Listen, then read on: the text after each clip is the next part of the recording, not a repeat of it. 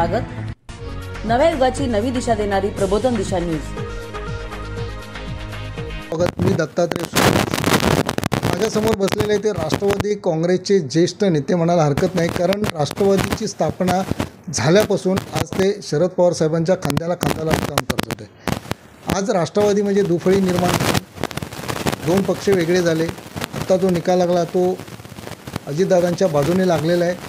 पक्षाचं नाव आहे हे अजितदादांना मिळालं, चिन्हसुद्धा अजितदादांना मिळालं, परंतु शरद पवार साहेबांनी आत्तापर्यंत या महाराष्ट्राचं राजकारण केलं। एक वेगळ्या ट्रॅकवरती राजकारण चाललं होतं। राज्याचं आणि देशाच्या प्रगतीमध्ये सुद्धा त्यांचा सिंहाचा वाटा होता, परंतु कुठेतरी राजकारणामध्ये चढ उतार होतो आणि तो चढ उतार झालेला आहे।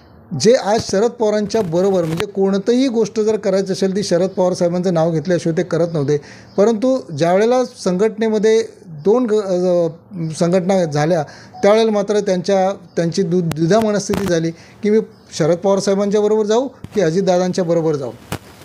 त्यांनी शेवटी निर्णय घेतला की अजितदादांच्या बरोबर जाणं। ते का अजितदादांच्या बरोबर गेले आणि पक्षाला जे आता चिन्ह आणि नाव मिळालं त्या संदर्भात सुद्धा आपण त्यांच्याकडून माहिती जाणून घेऊया। चंदू पाटील साहेब, आपलं प्रबोधन दिशामध्ये हार्दिक स्वागत। माझ्याचे आहात। आज कोळी समाजाला जातीचं प्रमाणपत्र मिळालं, अनुसूचित जमातीचं पत्र हे जातीचा दाखला मिळाला पाहिजे यासाठी राज्यस्तरीय मूक मोर्चा आणि बेमुदत साखळी उपोषण सुरू आहे। या संदर्भात आज तुमचेच जे प्रमुख आहेत ते राज्याचे उपमुख्यमंत्री आहेत, तर या समाजाला न्याय मिळावा यासाठी तुम्ही अजितदादांच्याकडे हा प्रश्न उपस्थित केला आहे का? 3 तारखेला मी इकडनं निघालो, माझ्याबरोबर बिपिन पाटील, जनार्दन पाटील आम्ही निघालो आणि अलिबाग इथं गेलो। तिथं त्या मोर्चामध्ये सामील झालो आम्ही। आणि त्या अलिबागवाल्यांना काम करण्याची पद्धत माझी माहिती आहे। त्यांना आशा आहे की चंदू पाटील दादांकडे हे प्रश्न पोचवतील आणि मी त्यांना सांगितलं की इकडचे कलेक्टर आहेत, हे कलेक्टरबरोबर काही नाही, कलेक्टरचे माझे घनिष्ठ संबंध आहेत, पण कलेक्टरबरोबर काही नाही आहे। ते कलेक्टरबरोबर काही नसताना त्या राज्याचे मुख्यमंत्री, उपमुख्यमंत्री आणि परत देवेंद्र फडणवीस साहेब यांनी हा निर्णय घ्यायचा असतो आहे। कारण तर आता शिंदे साहेबांनी मराठा आरक्षण दिलं मराठी यांना, तर ते कोळी समाजाचं आरक्षण आहे। 75 वर्षापूर्वी हा प्रश्न आहे, 1950 सालाचा दाखला आहे त्यांच्याकडे, तर त्यांना पहिला आरक्षण मिळालं पाहिजे का? तर आम्ही इकडचे कोळी मुंबईला नाव कसं पडलं, मुंबई देवी आहे म्हणून मुंबईला हे नाव पडलं।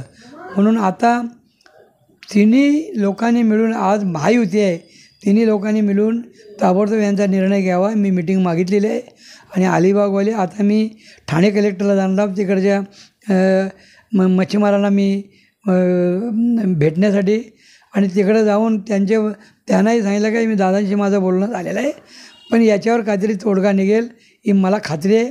हीच एक वेळा देवीला प्रार्थना करतो। या ठिकाणी राष्ट्रवादी काँग्रेसच्या म्हणजे आता शरद पवार गटांच्या सुप्रिया सुळे या खासदार आहेत, त्या म्हटल्या की हे सगळं घडवण्यामागे एक अदृश्य शक्ती आहे की जे घडायला नको होतं ते घडलं गेलेलं आहे, असं त्या म्हणाल्या। काय सांगाल त्या संदर्भात?